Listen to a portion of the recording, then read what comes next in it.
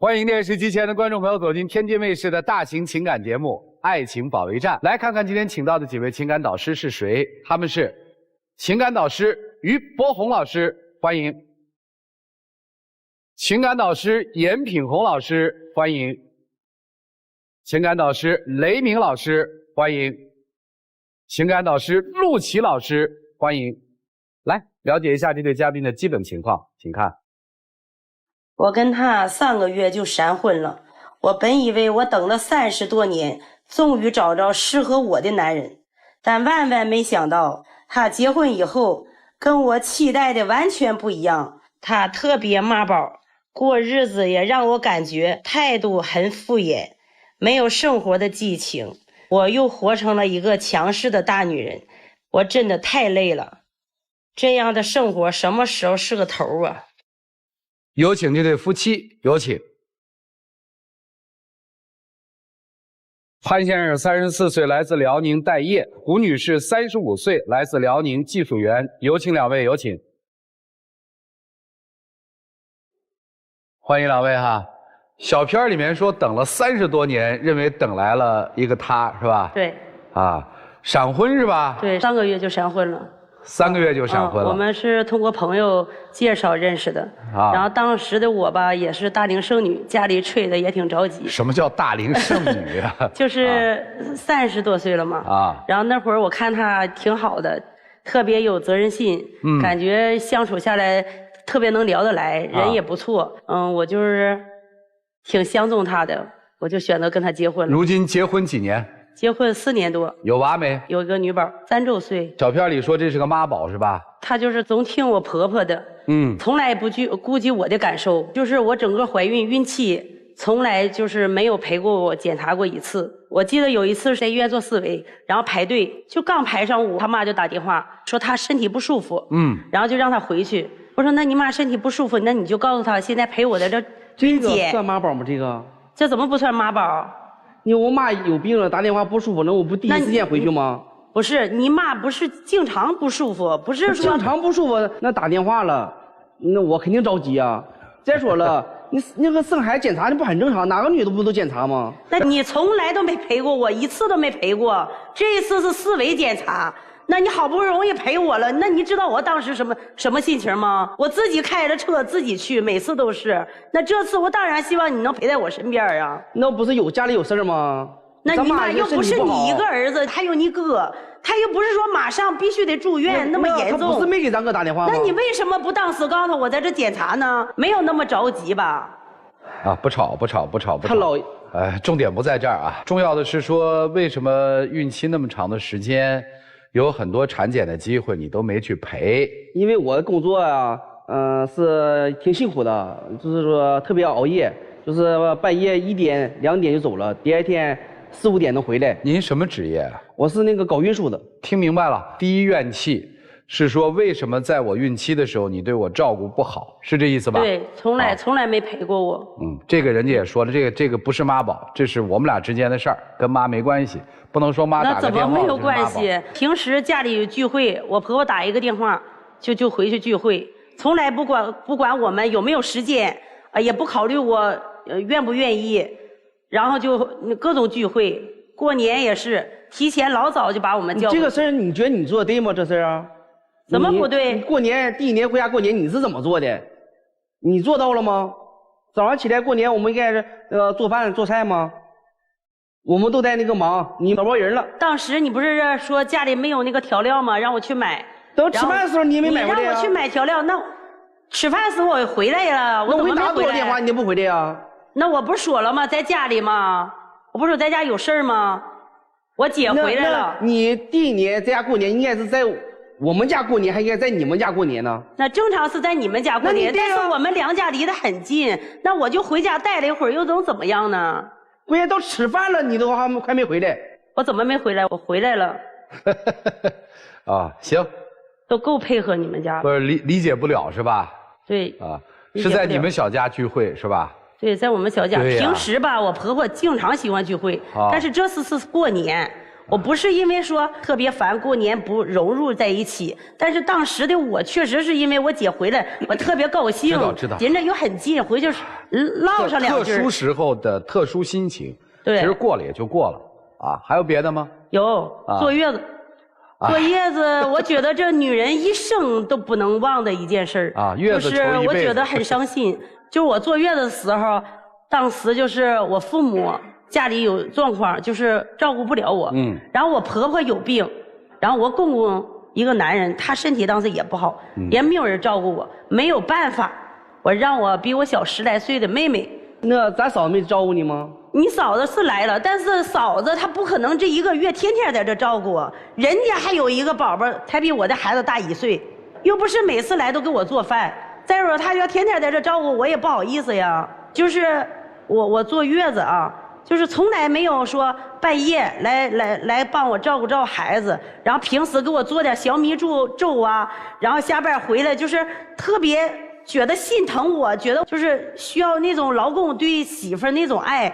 从来没有体会到，我就觉得我可能早你比我小，好像什么都是我忍让你，我觉得心里特别委屈，你知道吗？坐月子第1天晚上，我从医院回到家以后，我虽然年龄大，但我生孩子我也没带过呀，我抱回来一直哭。这个孩子可能是因为家里第1天的温度各方面都不适应，整许哭，抱在身上得来回走才不哭。没办法，我也跟着哭，我不知道该怎么办。当时的他吧，确实上夜班，没有反应，指着我没有叫他，他就翻来覆去，其实他都根本没睡着。这孩子哭声那么大，他翻来覆去的，就根本就没有起来。你就应该起来抱一抱孩子，从来就是没有。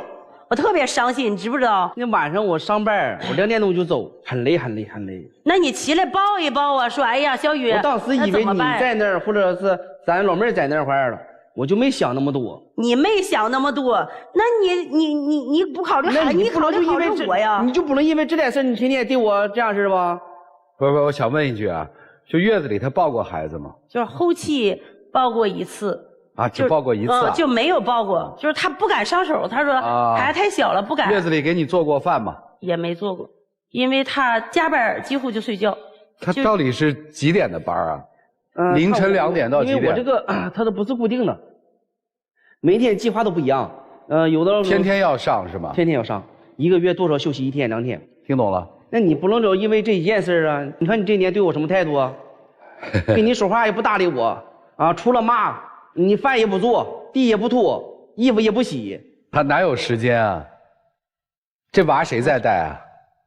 我们带，你自己带是吧？对，我自己带。那他哪有时间啊？现在我这个不仅仅是带孩子，我要工作。现在是他连工作都辞掉了，就是之前他这个工作还干着，然后后来1年半多吧，我婆婆去世了。从我婆婆去世以后，他几乎就没有工作，就不干了，什么都不干。为啥？觉得太累了，想休息休息。哦，那休息就休息呗，你就在家带孩子，他就出去工作不就完了吗？换一个分工吗？我就说这意思吗？他就有点受不了了。1年多，快2年了啊，都是我一个人去工作。带孩子，他也带的也不好。有一天我下班下的早，我说我去接孩子。我上学校门口接上孩子的时候，人老师告诉我了。说这2天气温下降了，给孩子准备一个外套，随时我们都要上外面户外。你也不给孩子穿衣服，然后那个头发吧，不给孩子扎。你每次给孩子去都披头散发的，那头发也不能扎。我早上走时天气可好了，那你把衣服给备上，那你就能。这个其实不是重点。就是他在家带孩子，你不满意是吧？不满意，我特别不满意。然后他在家，我心里也不平衡因为我觉得我找这么多年，老是没有合适的。就是我觉得我的婚姻可不容易了。当我遇到他时，是我唯一这么多年心动、有想法想嫁给他。但是呢，我没想到婚后我的日子过成这样，就把我过得可累了啊！就是其实心可累了。现在你们的这个婚姻状态，就是他在家里带孩子嘛。你在外面挣钱嘛？对啊，其实也没什么。他在家里这个除了带孩子你不满意之外，家务做不做呀？回家能不能吃口热饭啊？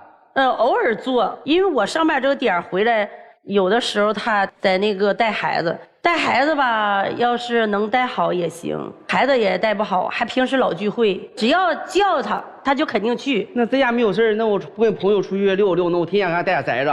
那你不能总聚呀，夜不归宿呀。上次你那朋友从上海回来了，吃完饭了，唱歌也没告诉我喝多了，你不去接我，不知道去接我吗？我干嘛给去接你？我弄孩子，我怎么去接你？你不知道拒绝吗？人家回来了，又不是没有明天了。我喝醉了，我在那块睡了。睡了你觉得你差不多了，觉得迷离了，都不行了，坚持不住了，那你就告诉你哥们儿，我那个得先回去了。你从来都没为我考虑过，你为我考虑过吗？你家大老远回来了，那我能说走就走了？他重要还是我重要？他大老远回来了。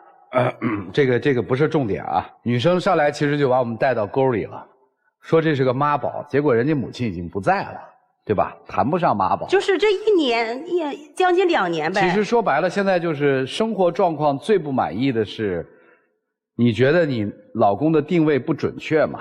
不是你要的定位嘛？是这意思吧？不是我想要。我问问为什么还不工作啊？歇歇也差不多了。一直没找到合适的。我给他找了，通过朋友给他找个工作，然后他说他不能干太累的活，我就打电话给我朋友联系，是那个保安。我寻思这活轻快呀，也是稳定单位。我这么年轻，我干保安，那不别人怎么看？那你就考虑别人感受，你自己温饱你都解决不了，你老考虑别人感受干嘛呀？怎么打算的呀？想干什么呀？打算想找一个稳定一点的，要不就让自己想做点什么。什么是稳定的？就有哪几个行业是稳定的？你举例一下，就是你这1年多你在学嘛和找的，给我们举个例，我们听听。这1年当中确实也没怎么找，实话实讲。自从他这1年对我的态度啊，发生巨大的转变。跟他没关系，就说咱自己。今天跟我们说说打算。没考虑，我以为他先干着完，我慢慢找。啊，那说白了，现在您就是吃软饭的嘛。我不这么认为。那是不是你媳妇儿养着你？对，你付出的劳动是在家带娃，是这意思吧？对，带娃应该是有工资的，是吧？我就这么觉得的。你现在这个1个月挣多少钱啊？4、5千块钱。3口人，就靠您1个人挣钱啊？没有，还有，就是双方老人给点补贴。娘家1个月贴多少？能贴1000块钱吧。然后婆家呢？婆婆不在了，公公贴1000。公公贴1000块钱。这好意思吗？我跟他说根本就说不通。你看他那态度，就是啊，等着老有合适的，等一等，等什么时候？不是那个时候啊，我就觉得生活过得可艰巨了，你知道吗？啊，所以我希望他出去找工作的同时，我也干一份工作。我并没有说让他挣多少钱养活我。其实我对他要求可低了，能贴补点就行。对对，贴补点。所以当时你就是对他心动，是从哪个层面对他心动的呀？当时就是脑子一根筋，我看他，感觉平时挺执着的，然后对妈妈挺孝顺的，对我吧感觉挺真诚的啊。然后我就觉得这个男的挺朴实的，然后觉得跟他过日子能踏实，就是。我不要求大富大贵，懂啊，然后就再直接说，看是不是这感受啊？这是一个想娶你的男人。哎，你这1年半在家里待着，有什么感受啊？感受就是，他对我越来越不好了啊，对我越来越差了。对呀，他也不是你妈，他怎么会养你一辈子呢？我觉得你现在最大的感受就是待懒了。那他就如果一直这么下去，你怎么办？如果他一直这样下去。我不想跟他过了。接着再问吧，如果不跟他过了，闺女儿跟谁嘛？我想是跟我。倒是减轻了很大一部分负担，少养活1个人嘛。危机重重，你别乐，我跟你说，人逼急的时候，那我活不下去了，我还考虑爱不爱的。他就感觉我现在心里还很爱他，只不过是脾气大了点，抱怨多一些。他老是那种态度，你看他的态度。你现在心里不是还是很爱他吗？我现在我不爱了，我为了柴米油盐的，我不行，我接受不了。好，听明白了，所以是想让老师给支招，对吧？对，让我们一起进入丘比特问卷。结婚才4年半，已经看到头了。可当初为什么恋爱3个月就一头扎进婚姻呢？现在我感受到的是，这个丈夫离您的期许距离实在太远了。但是作为一个男人，你确实不争气。婚姻它是一份责任，您为人父，为人夫，我们说男人要成为家里的顶梁柱。在家里，如果一个男人撑不起一片天，一定被老婆和孩子都看不起。妈妈走了，当然伤心，但是这是你1年半不去工作的理由吗？是你自己的内心不想去工作。还有您刚才更可笑的是，说我这么个年轻人怎么去当保安呢？你为什么不能做？是你不想有责任，不想有担当吗？我真的听不下去的是，2个30多岁的小夫妻竟然还要靠双方的老人接济。从这一点看，你并不孝顺。如果说男生不做改变，你们的婚姻一定是分手散场。很简单，你给他3个月，3个月给他去找工作。如果你还再不去工作，我建议你早做打算，早离婚。这个刚才说女生当年是嫁给了爱情，一说这个呢，这眼泪也出来了啊。其实这个男生他没有变过，他始终是当初你喜欢的那个人。变的是什么？变的是环境。因为你喜欢的这个男人当年能够以一个年少的样子、真诚的样子、一个努力工作的样子站在你面前，是因为他背后有一个女人。那个女人是他的妈妈。妈妈在的时候，他不敢工作，他不敢就此就什么都不干，这样懒散下去。妈走了，他又退行了，退回那个小婴儿了。我什么都不愿意干，反正没人盯着我，我就老婆养着，对吧？孩子我随便一弄，披头散发送到幼儿园了，一点成人的能量都没了。所以你还别说当初什么他妈一不舒服他就跑回去看他母亲，那还真的是因为妈在，这个男人还站着，妈走这个男人垮了。所以你爱的那个人其实没有变，变的是环境。这个人应对环境的能力非常的差，怎么办呢？得是这个能够让他懒散的环境没了，他才有机会破茧重生，有机会蜕变一下，成长起来。所以你带着孩子回娘家吧，让他知道他一个人过不了，他如果再不撑起自己的生活，没人要他。不是让你们离婚啊，我觉得他身上那些优点，所谓的真诚啊，这些都没有变。你回到娘家自己带着孩子，断了他的经济来源，断了他生活的依靠，我觉得他也不是个不好的人啊，只是由于这个母亲过世也好，从小成长经历好，走到今天变成这个样子。我们把环境变一变，给他一次机会，这是我的建议。谢谢。结婚的前提是能自立，就是您能自立吗？能。你现在1个月从老丈人那儿还拿1000块钱，你怎么能说你自立呢？就是你结婚的时候可能自立，但是现在如果没有你妻子，没有你老丈人，没有你的父亲，可能你现在你连自立都做不到啊。所以你觉得你是一个合格的丈夫或者父亲吗？假如现在没有你老丈人、老丈母娘，没有你老婆每个月挣4、5千块钱，然后也没有你们家给你贴钱，你觉得你现在能自立吗？能。怎么自立？蹲马路牙子上要饭？你没工作，没收入，你现在你别说做丈夫了，做父亲了，你自己养活自己都成问题，你这是别人在养活你啊？你给我背首儿歌。不会。你在家看孩子，娃4岁，这娃在幼儿园学儿歌学了1年多了，你在家看娃1年了，你怎么看的？就你拍1我拍1，一个小孩开飞机咱总会吧？小辫都不会梳，别说那高难度的了。对呀，所以你看孩子质量很低哎，要不然不可能1年1首儿歌不会。那你在家不工作，你跟孩子干嘛？但他是自己玩自己的。他自己玩自己的。对。你在干嘛？我有时候打游戏。你这个宝爸做的是真的，这质量好低下呀，连基本互动都没有。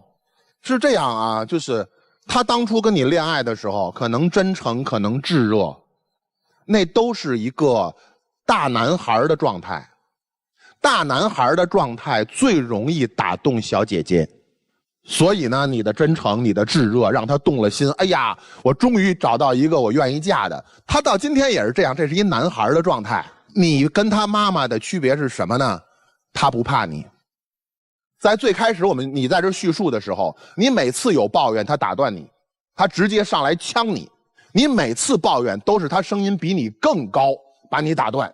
所以做媳妇儿姐最起码要让这个丈夫这个弟弟心里对你有敬畏，你这媳妇儿姐说话才管用。但是您显然不是。刚才那个品红老师说让你带着孩子回娘家，就是我倒是同意，因为你们两个现在正在慢慢变成一种习惯。生活当中人不管是丈夫还是妻子都会有一种习惯，你们两个习惯是相辅相成的。如果他今天不来爱情保卫战，再过10年，他就会被你改造成嘴上有抱怨，在行动上任劳任怨。但是那个时候他会慢慢的衰老下去，然后变成你的靠山。而在那个时候你也会变，你会变成习惯了懒惰，习惯了什么都不管，习惯了每天出去玩很轻松游手好闲的丈夫。但是他不愿意这样，他来到这儿他就想打破你们相互之间的这种习惯。他拒绝成为一个承担起整个家庭的一个妻子，不管你打算成为什么。所以我建议你们不要让这种习惯继续下去，继续下去以后，你以后会更苦。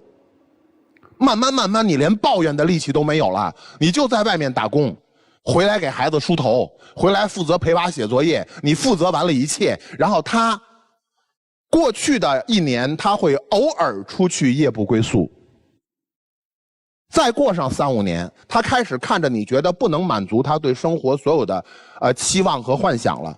那个时候他在外面会出什么事儿？而你记着啊，人闲来无事必生非。他既然拒绝用正常生活内容，比如说陪娃背儿歌呀，然后比如说接送孩子上下学、出去工作呀，他拒绝用这些内容填满生活，他就早晚会出别的事儿。这是个趋势。所以不妨现在带娃先回娘家一段时间，然后你仔细考虑一下自己玩没玩够。既然你已经结婚了，既然你已经跟你的妻子有了一个宝宝，接下来你的生活应该用有趣的事填满呢，还是应该用有意义的事儿填满？我不知道我这措辞的区别，我讲明白了吗？明白。有意思的事儿不一定有意义，有意义的事儿肯定很辛苦，好吗？家庭对于你来说意味着什么？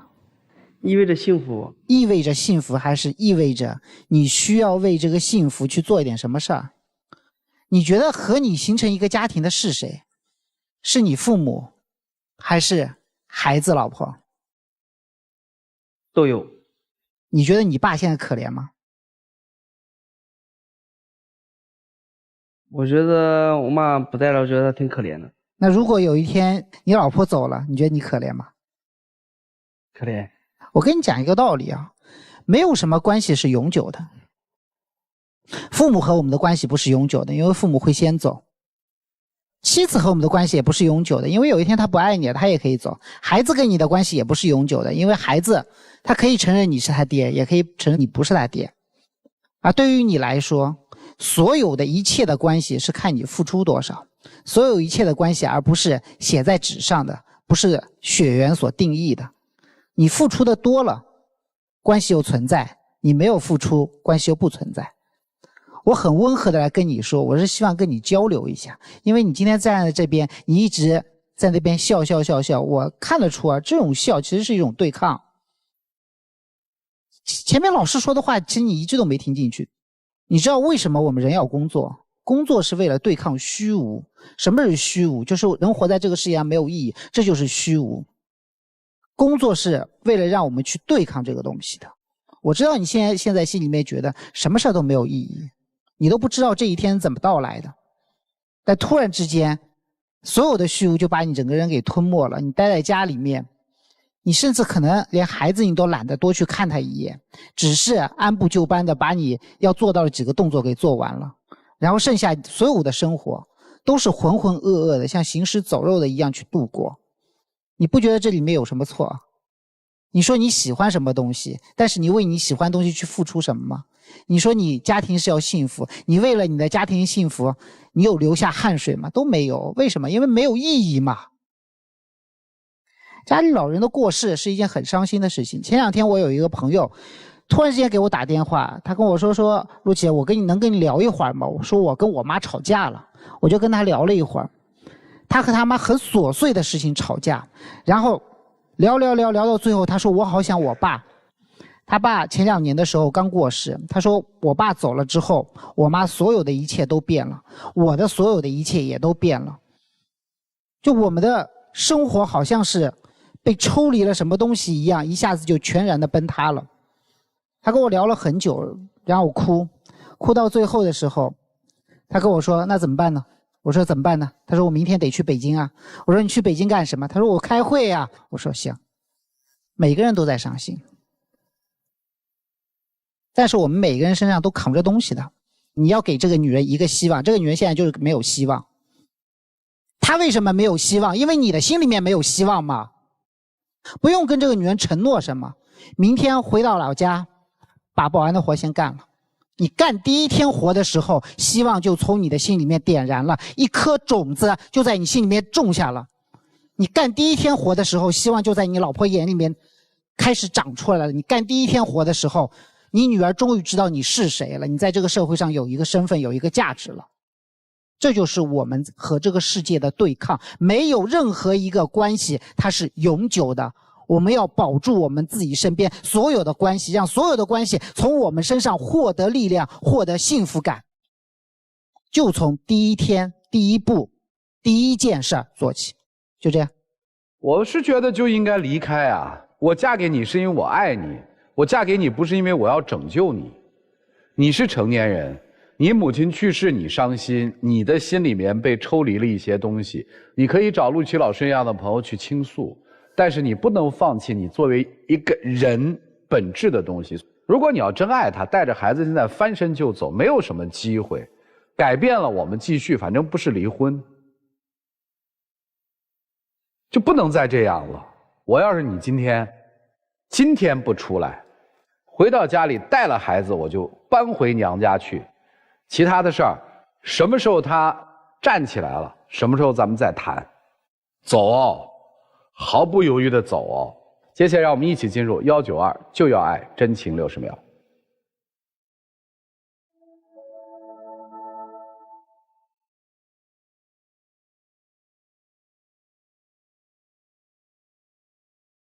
我们别说话。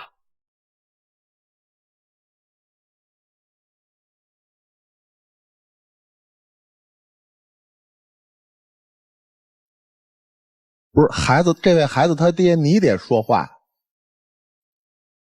我觉得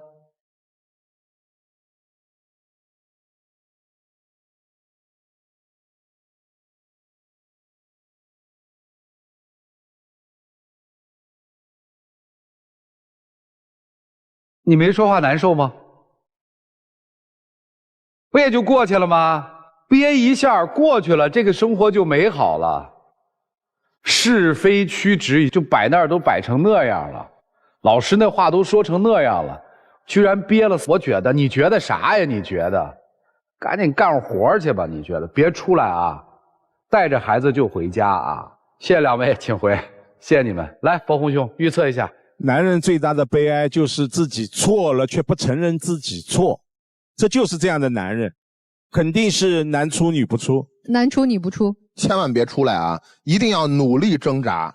你要是出来以后，你就变宿主了，他就真变寄生虫了。坚决别出来，努力挣扎到底。我觉得有可能双不出。也有可能。来吧，看看他们的选择是怎样的，请开门。会不会双出，然后所有人高血压，然后毙在现场？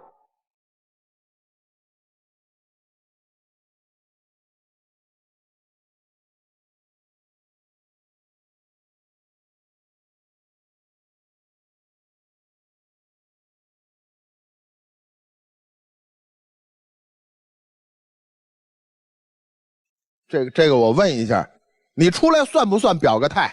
打算穿着保安制服去接去？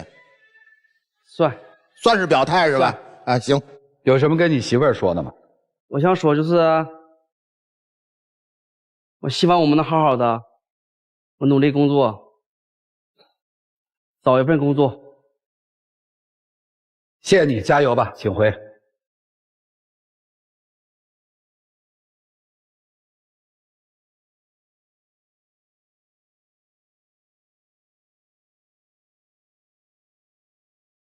我要是姑娘的爹妈看了这期节目，我就得把姑娘踏踏实实的拢回家里来。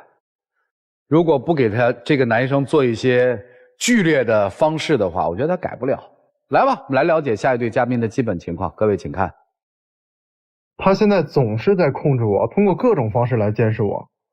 他总是喜欢标榜自己，还要拿这些来要求我。我真的已经尽我最大的努力给他安全感了，可他还是不知足。他说的和做的完全不一样，我已经不知道该不该相信他了。有请这对情侣，有请。男嘉宾小赵22岁，来自天津学生；女嘉宾小李24岁，来自四川自由职业。有请两位，有请。欢迎两位啊！谈了几年恋爱？1年多了。是异地是吧？对。咋认识的呀？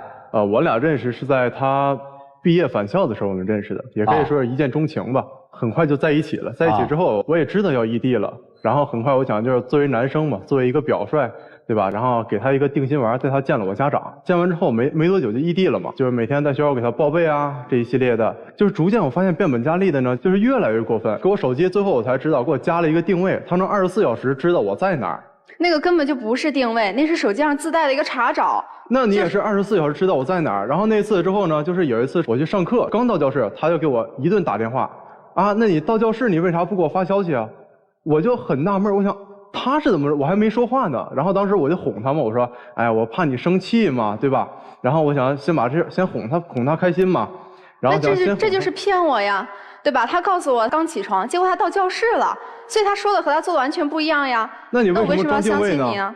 那就是因为你说的不一样，所以我才装定位啊。那之前的时候有一次他来天津工作嘛，然后我在天津上学，那个时候就我们俩快300天纪念日了，然后我想给他准备个惊喜，把我一群朋友叫着，我想布这个场景嘛，他们也在这出谋划策，为了我俩好嘛。那一天呢，确实也是没怎么给他发消息，我就跟他说，我说今天有事比较忙，我们正布置呢，直接一顿敲门，你快出来，怎么样？然后我就知道是他，我就开门去了嘛。开门之后进来之后，每个屋一顿找，就跟做了我对不起他的事儿一样。你都没说全，我当时来天津是为了他才来这边，结果那一天消失了1天。那我是为啥？我给你布置场景啊，对吧？我跟你说了我在忙啊，然后他就通过定位给我一顿找，找完之后惊喜也没有了，我朋友们都很尴尬在这边看着，这样我就感觉每天有一双眼睛在监视着我一样，对吧？我觉得报备是正常，是分享日常。但是你要说一些太过分的，什么你要是10秒20秒不接我的视频，那我就要跟你吵架，我就得生气了。那你就是在外边有什么特殊情况了？那完全根本就不是他说的这样。就我俩刚在一起之前啊，他给我立人设，说他自己是一个纯情小奶狗，没谈过恋爱，说我是他初恋。结果在一起后，我看他手机聊天记录，我发现跟我聊的和跟别的异性聊的完全不一样。那今天我也把那个聊天记录带来了，你看，这个是他跟别人聊天记录。那天看电影的女生怎么样了？哪个呀？这不是明知故问吗？对吧？然后还得是你还有第2个呀？啊，没有，还是他。这油嘴滑舌的聊天记录就不是跟谁在聊啊？就是跟别的异性。那不是在一起之前吗？但是你跟我说你没谈过对象呀？这是没有谈啊，我约去吃饭，对吧？然后去逛商场溜达一圈，我也没有谈恋爱呀。那坏笑的表情啊，你看这是跟我聊天记录。然后他有时候啊，就是经常会用他的行为，就是说的话来压制我的行为。就有时候我工作，我跟同事去吃个饭，他都不让我去吃，他就跟我说啊，我自己没搞过对象，你是我的初恋，然后我呢会给你满满的安全感，但是你跟异性在一起呢，我就会吃醋，会害羞啊，会跟女生，他跟女生聊天害羞，我跟异性他会吃醋，所以让我感觉到就是我跟他在一起后，我就要维护好这段感情的前提下，就是不应该跟异性有任何的关系，哪怕是加个微信，哪怕是我们同事聚餐，我跟他在一起以后，我的微信里面的男性好友少之又少，男同事我都要跟他报备，然后有时候给你报备完了以后，你是怎么回应我的？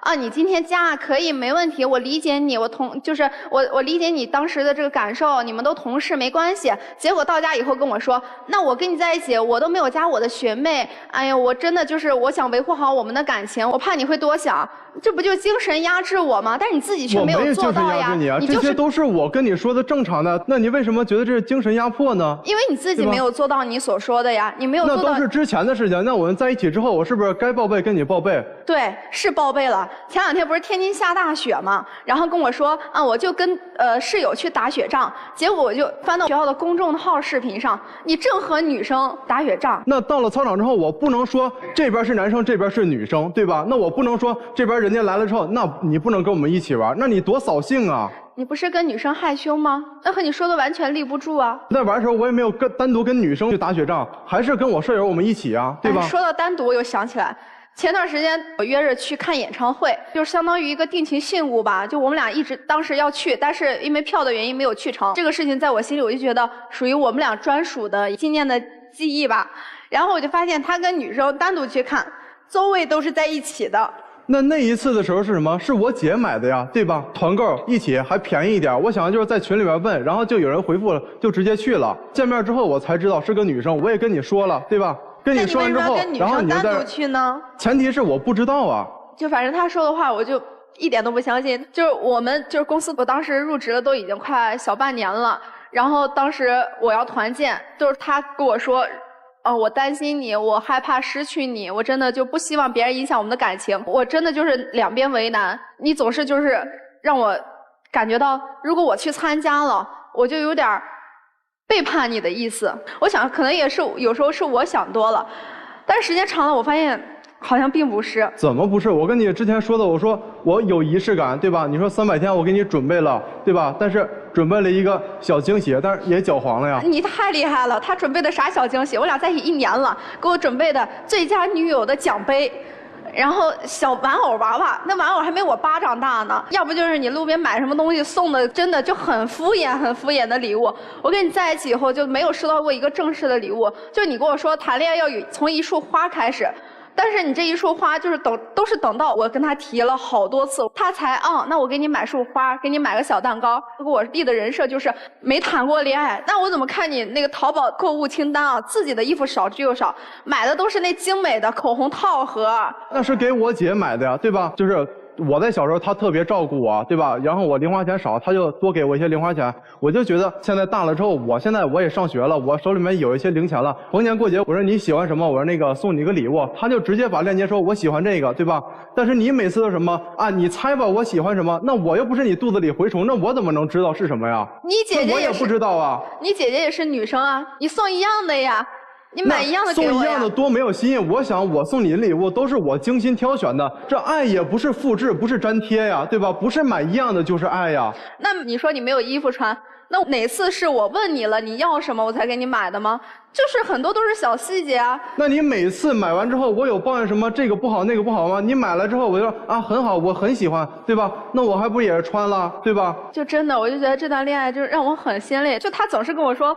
我们要就是珍惜彼此，相遇很难。然后你知道最搞笑就是他经常在就他们班放一些我们俩恩爱的视频，让我感觉到他是真心喜欢我，然后很专一，又带我见父母了，就是这一系列的让我觉得好像就是我是不是我多想了？就是你多想了。那你说我把我们的照片视频我给我班上那么多同学去看，我说你看我们这去哪儿，我还跟他们说我说我们怎么样怎么样的，对吧？那我把你就是公之于众了，我也没有把你藏起来。那为什么你公之于众之后还会跟异性再单独去聊天呢？那我去聊天也是对接我学校里面的工作跟任务啊。哎呀，你们今天干嘛呀？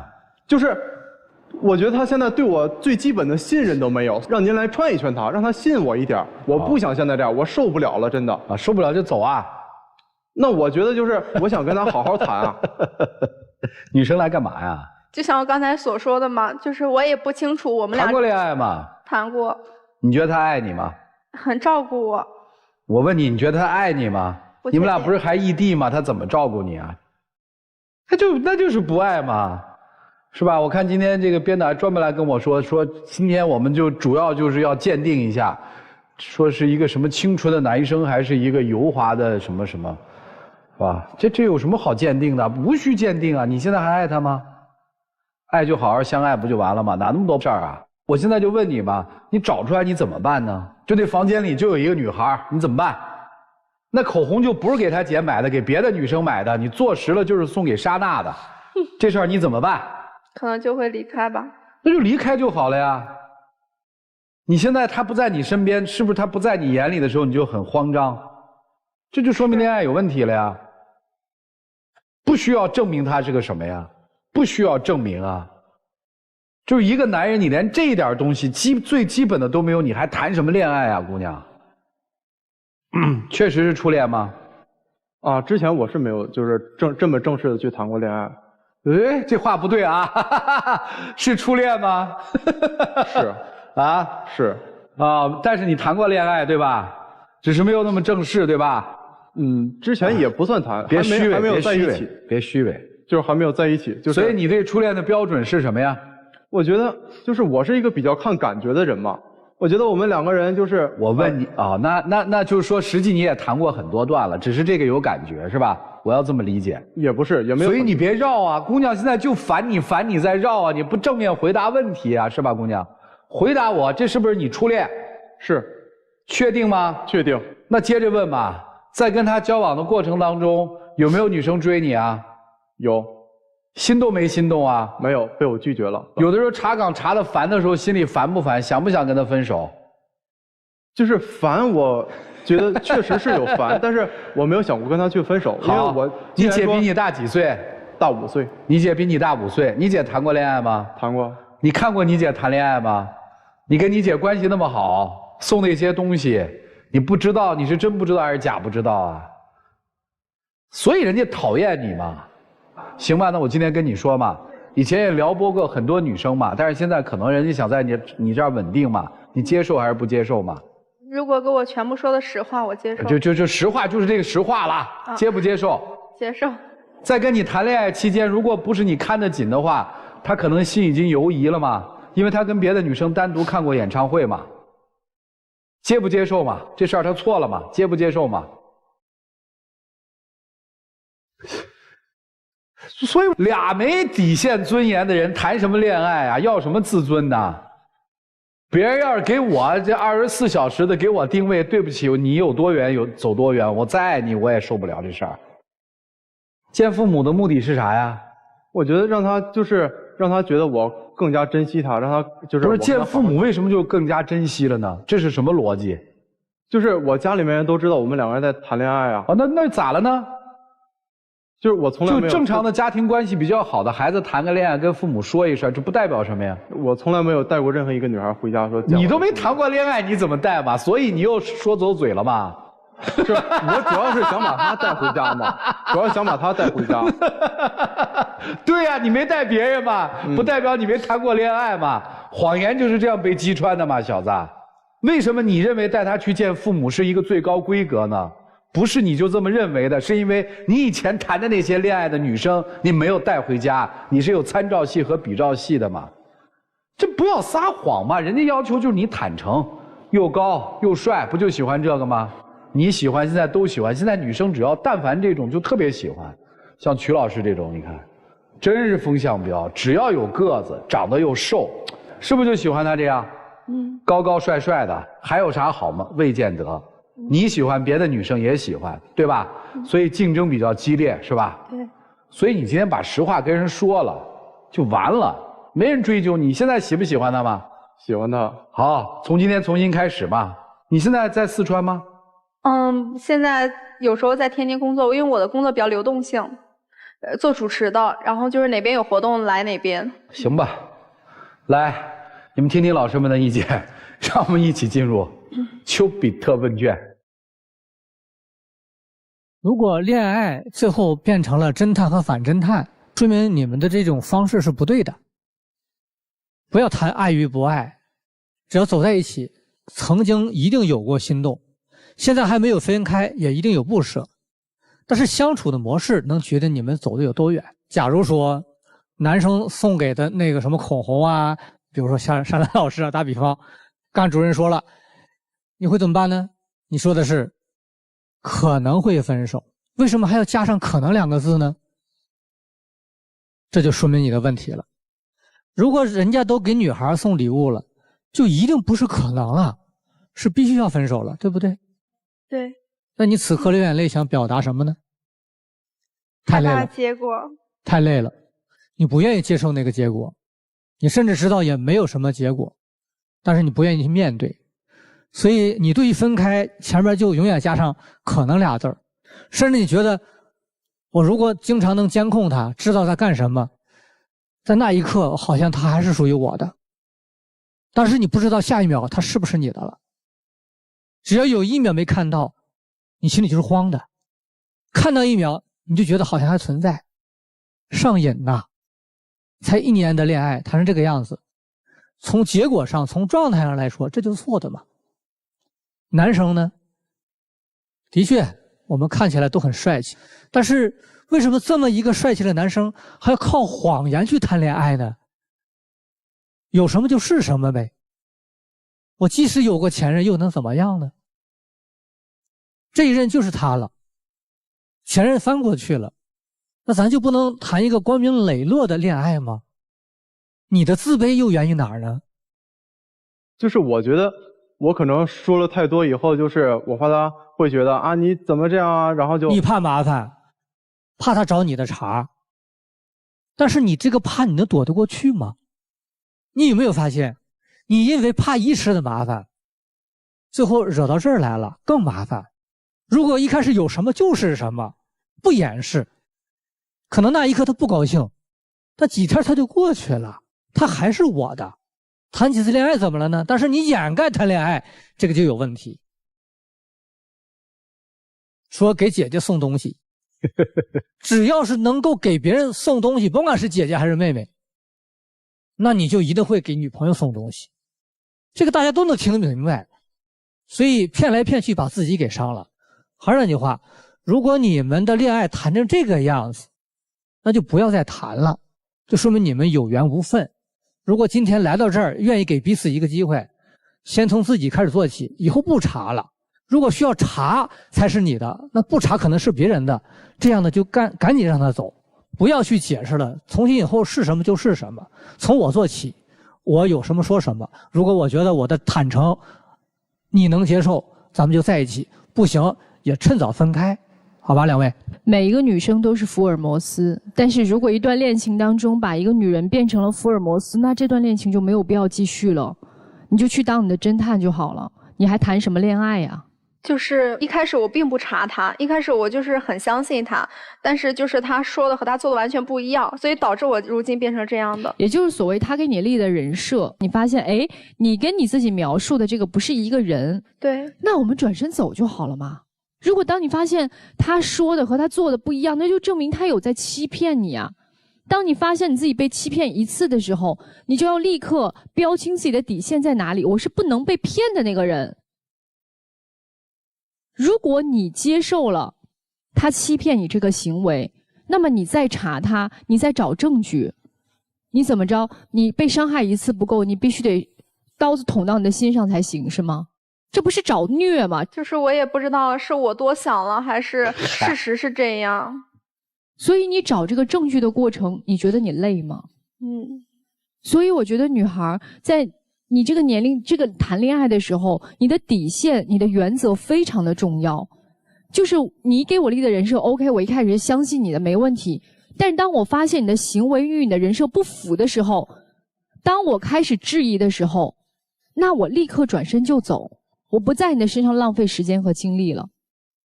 你再浪费下去，最后你就把你自己变成了一个神经质的女人，变成了一个爱怀疑、爱猜忌，然后最后你没有安全感，丧失自信。所以当发现这个男人不是你想要的那种类型，或者他有欺骗行为，就立刻走就好了，没有其他的。这个年纪真的应该谈一个让你很舒服，然后你也能享受其中，真正你喜欢的人的这样的一场恋爱。而不是把自己熬成一个福尔摩斯，然后还在要这个要那个，就把自己搞得特别廉价了，对吧？明白了。行，就这样。男生，你做过对不起这女孩的事儿吗？没有。你的那个微信上写着我不太会和女孩相处，我信了，因为赵川老师说咱俩是一类人嘛，对吧？我什么时候说你俩是一类人？刚才说的嘛，是一类人。这个话太熟了，你知道吗？我说高高帅帅是一类人。我告诉你，我是外形。我像你这么大的时候，也不太会和女孩相处。我怎么那么不信呢？不，你听他后面。是，对，是。他是说相处了那么多都没处下来，所以不会相处，是这意思吧？的确，有了一定外表、身高优势的男生啊，会面临很多女孩异性的那种示好，不太会相处的核心是，不太能把控自己。你自己心里喜欢的是这个女朋友，对吧？但是你无法拒绝和其他的女孩保持一定的边界感，你不够成熟。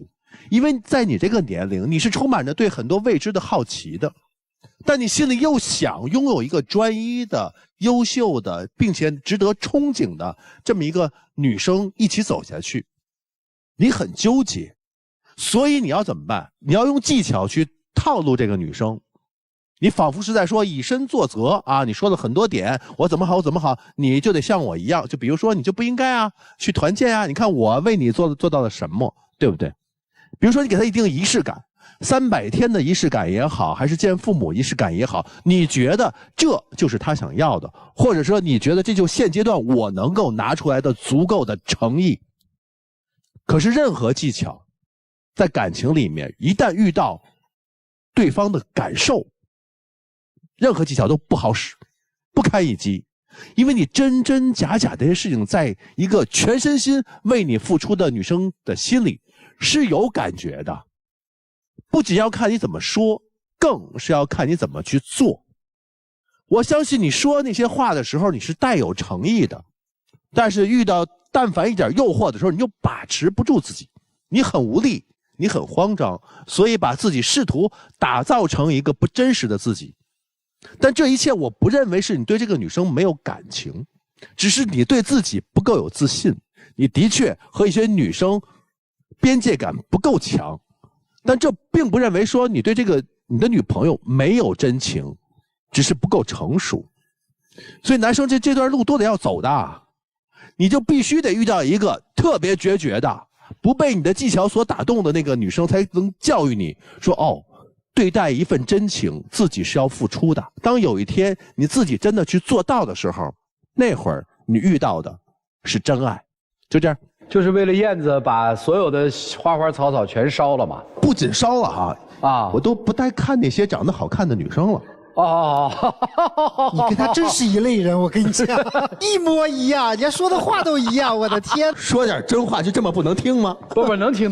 曲总特别能共情，你知道吗？你坐在这儿，我觉得你最共情的一次了，已经是，完全看到了年轻时候的自己。哎呀，我告诉你，这个姑娘，陆老师以后不会是和你的一辈子的，你未来还会找一个腿更长的，我就找了个腿更长的，是不是？陆老师是不是没有这种经验？是不是特别？我没有，你看我这腿短的。是吧？我没有，我是觉得，第一，你的焦虑；第二，你的虚伪，都来自于你们强烈内耗之后的外显。这是现在年轻人一个很大的问题。你的内心有太剧烈的精神内耗，而这种过于剧烈的精神内耗，你执着于一点之后，就产生了大量的焦虑感。所以为什么我们说生活里面有很多支撑？你把你生活里面的就大量的精神内耗宣泄到不同的支撑里面去之后，你的焦虑水平就会降下来。至于你也是，你的价值是什么？你找不到你的价值啊，小伙子。你失去了对于自我的一个评判标准，所以你才开始演这种东西，你才会有那么多的虚伪，不断的去加强自己的这个所谓的人设。但是你在我们这些人眼里面，你就看上去很虚伪。就好像是一个总是穿大人鞋的一个小孩演大人一样，演到最后你自己都相信了，我相信你自己都相信了。但事实呢？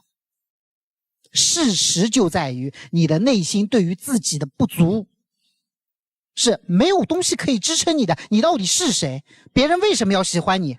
除了你长得高一点之外，难道就靠这个外表一张皮囊，有几个人喜欢你，然后你再站在这个世界上面，面对这些所有的姑娘，然后你就能沾沾自喜吗？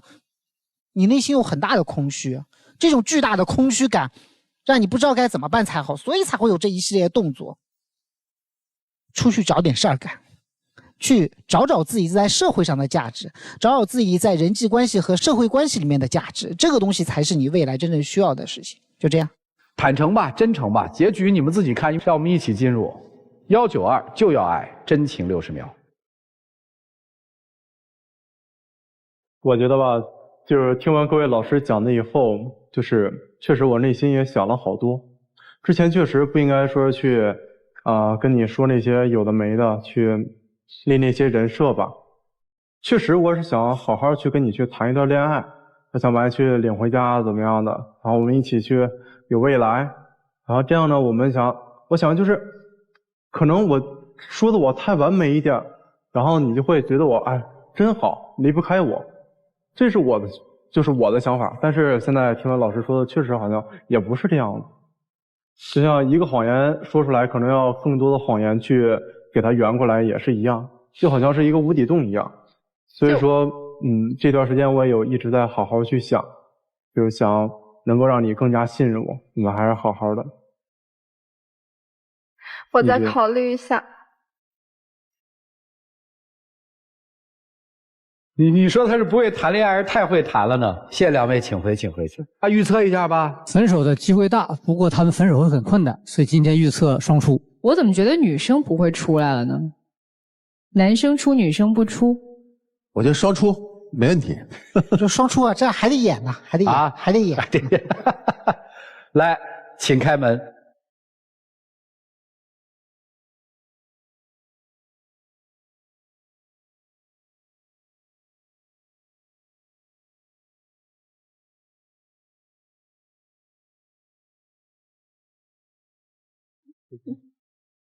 是教场，好吧，是教场。来，一起见证属于这对年轻恋人的浪漫时刻，各位请见证。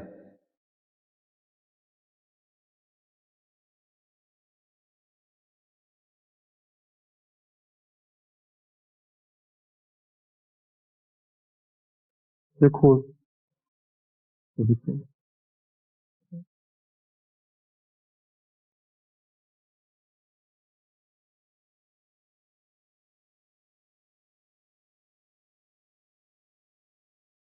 来，请亮灯。谢谢两位，谢谢两位，请回，请回，请回。谢谢你们，来，请回去。